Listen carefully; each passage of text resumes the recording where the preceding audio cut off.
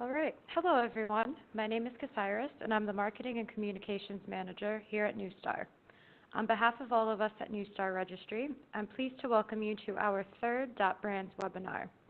In the next half hour, we'll cover all things .brands and social media, from using branded URL shorteners to increasing security. It's an exciting topic and one that I'm sure you're looking forward to learning more about. Before we kick off, just want to mention a few housekeeping items. By default, attendees are placed on mute during the webinar, but you can ask questions at any point in the little Q&A box on the bottom right hand of your screen. We'll take a few minutes at the end to answer all of your questions. We also will be recording today's webinar, so you'll be able to access the session in the future or share it with coworkers. Now let's move on to today's presenter. Tony Kirsch is one of the world's foremost authorities on new top-level domains and is particularly focused on the global .brand top-level domain movement.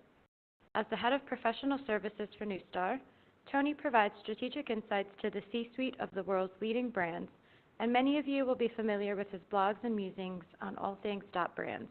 With that, I'll hand it over to Tony. Thanks for the warm welcome, Casiris, and good morning, good evening, or good afternoon, wherever you may be joining us from around the world today. As we approach the end of 2017, I think most of the people on the webinar today will be aware that there's been significant progress made with the .brand movement through this year. So for those of you that have already started using your .brand, this is a great opportunity. We're going to show you some really cool stuff today where we can help you to find opportunities to increase the reach and the use of your .brand. And if you're new to using this, this is going to be a great opportunity for you to find what we believe to be one of the simplest and most effective uses of a .brand. Best of all, it's free. We're going to show you through some interesting things today. We're going to start with a slightly historical perspective of short links. We're really going to focus this discussion today on social media. And we're going to talk a little bit more about why using your .brand gives you the ability to really improve some key metrics in your marketing. And then finally, we're going to show you very quickly how to set this up. It's really a very, very simple thing. So by the end of today's session, you should be able to have a really clear picture of what your plan is with your .brand, using that in social media. And hopefully we give you some insights on how you can really maximize the effectiveness of this.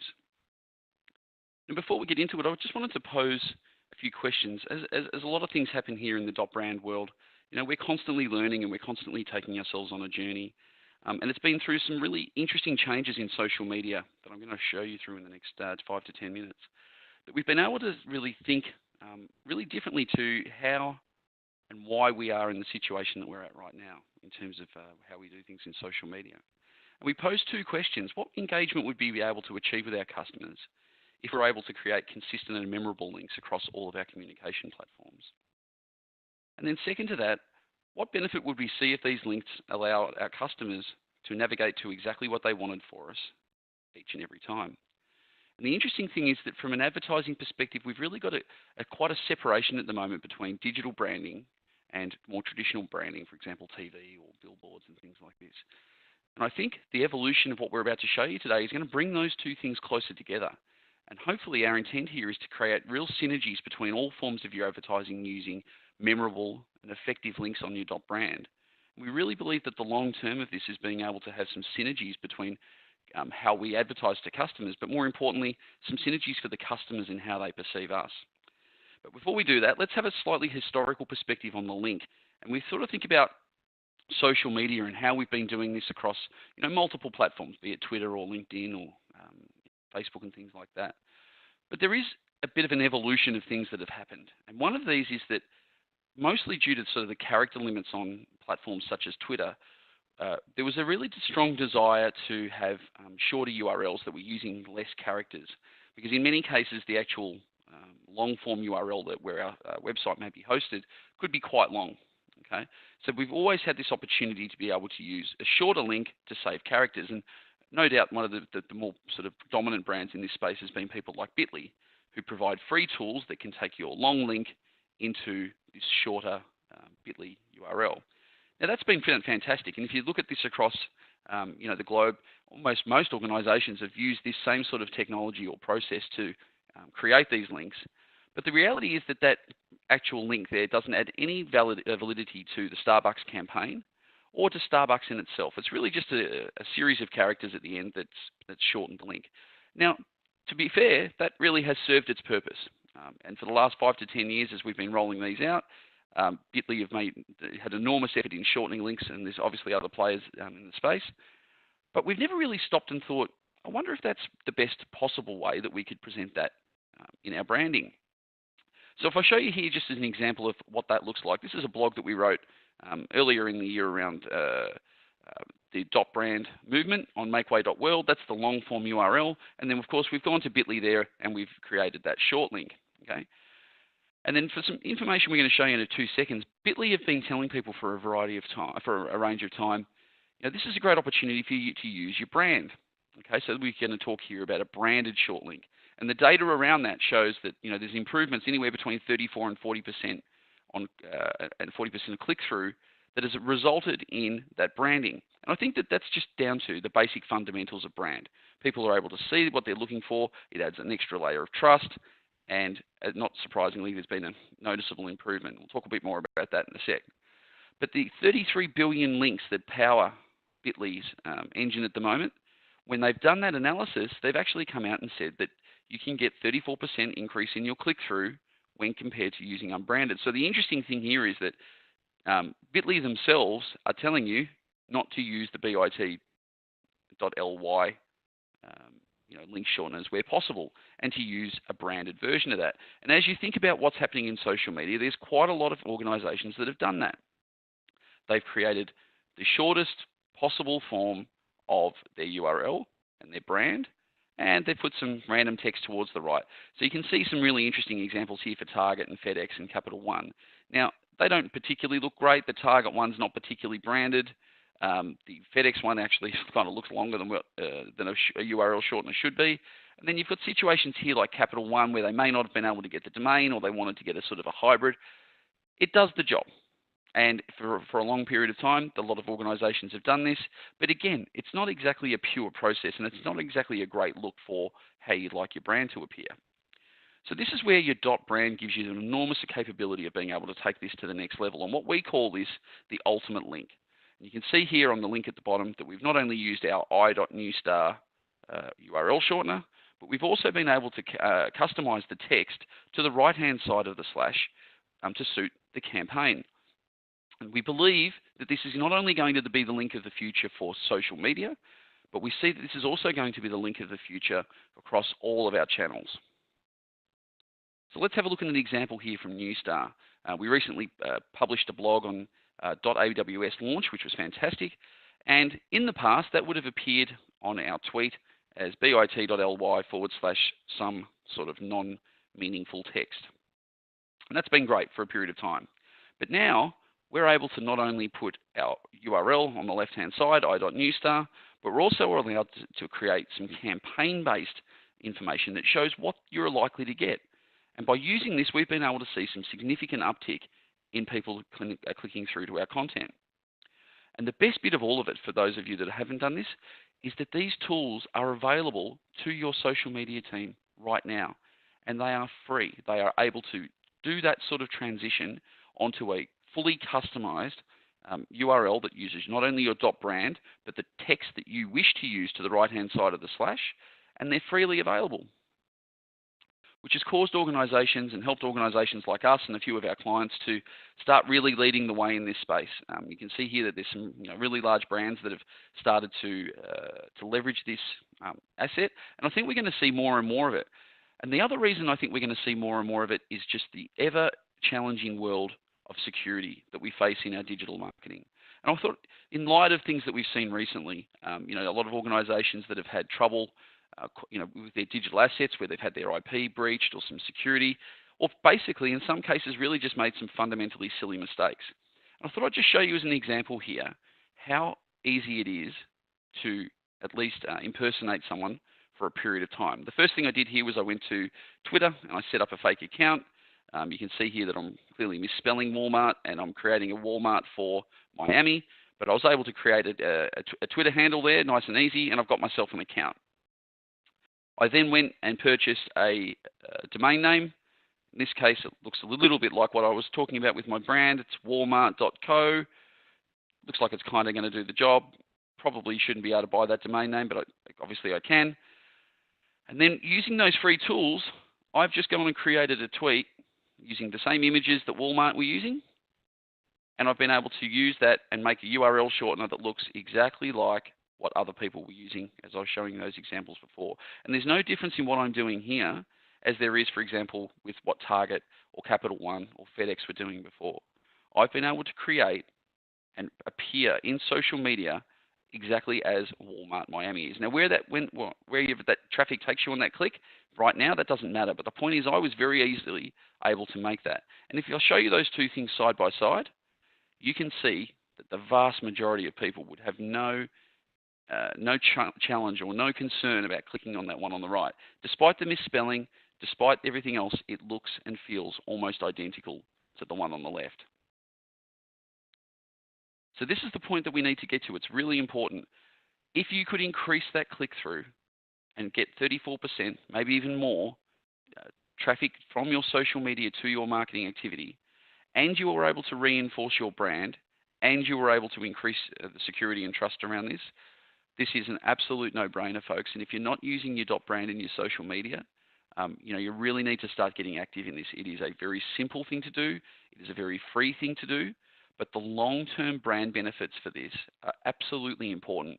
And I think for those of you that are sort of still getting your .brand across your organizational culture, this is a fantastic opportunity to get people to see it. We talk a lot in our webinars and our communications here at New Star about the communication process and bringing your teams, both externally and internally, on the journey with you. And social media is just a fantastic opportunity to be able to do this. And I think if you took the mindset that social media was the foundation of your .brand, it'll give you more capability about being able to roll that out to your marketing team for more traditional advertising in the future. So here's the quick way to get this done. First of all, you need to choose an appropriate name for the left-hand side of the dot. We've seen more and more organizations looking for sort of a 2-character short form of that, so whether it's on.brand or go.brand, you could really use anything. So, you're not restricted to what it could be on the left-hand side. And, for most people, you would tend to use a shorter one, but it's not necessary. You could indeed have something that was more, on brand for you. And then basically, if you want to, you're happy to do this, whether you're a New Star registry customer or not, feel free to get in touch with us.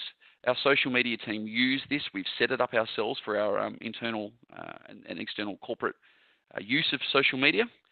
And we can talk you through this process very, very simply in terms of just how to tweak the configurations in your Bitly or your Sprinkler account to be able to set this up. So we won't get into the detail on that today. But effectively that name, in our case, i.newstar, becomes the default link. And every time we're creating a new tweet, all we have to do is change the text to the right-hand side of that to make it reflect the campaign. It really is as simple as that. So that's all we've got today in terms of the content. I think the most important part for you to take home from this today, guys, is that this is the simplest, cheapest, and easiest method for you to get your .brand up and running. Hopefully we've got some questions. I'll pass back to you, Cyrus. Thanks for that, Tony. We have received a number of questions throughout the session, so let's go through those now. So the first one is, what does changing the link to a branded URL do for the social team's workflow?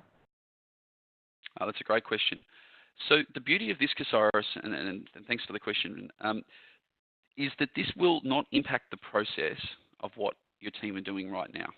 And if you think about it sort of as a workflow, you're really going to have the long form link once the page or your piece of content is posted, and you're going to be really using the same tools that you currently use today. So let's assume that you're a Bitly user, for example. You'll go to the same screen where you shorten your link. You'll still paste it in exactly the same way you were in the past. And the only thing that you'll need to do to that afterwards is choose whatever the text is to the right-hand side of that /. So there's no new tools, there's no new setup, there's no new operational processes. This is a really simple, basic thing that you can do to add an enormous amount of polish to a very simple thing that you're already doing. Cool. Well, that sounds easy enough.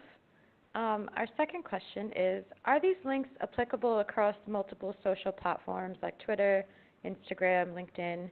And if so, do you need multiple branded URLs for each platform, or can the same one be used? Yeah, once again, I think you get total flexibility here. I mean, I can see a time where people may choose to do, FB.brand if they're linking in Facebook, or, I, for example, if they're doing something in Instagram. You don't need to do that.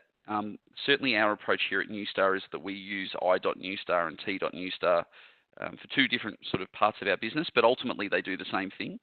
And we use those links across all of the channels, be it Twitter, Facebook, Instagram, etc. So you don't need to have multiple, domains or URLs for each platform. You can if you wish, but the process of creating the links is really the same irrespective of the platform that you use. All right, and finally, doesn't Twitter and really all the other platforms already have tools in place to catch the type of malicious behavior you're talking about? Is it really necessary to do something separate? Yeah, that's a great question. Social media channels have one of the most difficult jobs in that area, because the process of creating accounts is incredibly simple and incredibly fast. So to date, there's no verification process that you're required to go through in order to set up an account. They do, however, do a very good job of verifying as the account starts to exist, right? So yes, you're right, they do have a lot of processes and verifications in place to ensure that people are who they say they are. The real challenge I see in this is twofold, Casaurus. The first one is that it takes time, right? And we've all seen in numerous examples online in the last few years, speed and ability to take things down is the challenge. Organisations can certainly be impersonated for a period of time, and in that period of time, they can do an enormous amount of financial and reputational damage. So I think the first challenge around that is, very much how quickly can you find out? And almost all of the organisations that we support would have some level of brand monitoring in place. So yes, you will probably find out, but it's more the speed, the ability for the malicious actor to create and then move and start again. That's probably more the challenge I see in this in that space. And then the second point here is that we've often talked about moving into a world where if it doesn't end in your .brand, it must be you, sorry, or if it has your .brand in it, that it must be us. And that logic sort of holds really tight here for us. We think that this is going to be something that if your .brand isn't used in your social URL, you really have an opportunity to use that as a campaign layer. The ability to say to people, look, we're moving to this branded link. We're the only people that could get this link, whereas other people may be able to get different domain names that look like our brand. If it doesn't have our brand to the right-hand side of the dot, then you can trust and be assured as a customer that it's not us. So I see that also as an enormous benefit of being able to have multi-layer security, safety from those malicious actors, but also teaching your customers about the right behaviour as well, which is pretty rare in an online world. Great, thanks for that, Tony. We've gotten a few more questions in. So this one is from Rob, and he'd like to know what your favorite short link provider is. Thanks for the question, Rob. Look, the two that we've used most, if we, to sort of be pretty frank with you, we've used Bitly for a long time. We do a lot of our work with Bitly. And we've also been trialling recently an organisation out of Europe called Rebrandly. Both of those services are very reliable, and we've sort of had great success with both of those. I think they're the main two that we would look at. Certainly, but there's plenty of others, Rob. And a very quick look on the internet, you'll find multiple organisations that can help you with that. Great, thanks. And now one more question. How do you use branded links to manage and analyze your campaigns and promotions? Yeah, it's a great question. So in the same way I was talking before about, operationally having a .brand as part of that, most organisations will use an analytics platform. So you've got really a variety of choices between using an analytics platform. Sometimes people would like to track these across campaigns and obviously off different social tools. So this same program gives you the capability of being able to use these through unique tracking metrics, so UTM codes. They're probably the more popular way of being able to analyze it, but you can test this across all of your platform analytics, especially if you're using things like aggregation tools to help you monitor the success of your campaigns. But certainly it'll work across all channels, and you'll be able to track each and every campaign element. Great. Thanks for your responses there, Tony. And that is a wrap for today. Thanks so much for attending and for all of your great questions. If you did submit a question that we haven't gotten to, we'll do our best to address it either in a blog post or a future newsletter, or maybe even a separate webinar. And this webinar was recorded and will be made available soon, so stay tuned for that. And in the meantime, check out our site, makeway.world, where you can get the latest .brand news resources, and you can sign up to our biweekly newsletter. And if you do have any feedback after the session, we would love to hear it. So send us an email at .brands@registry.newstar. Thanks again, and enjoy the rest of your day.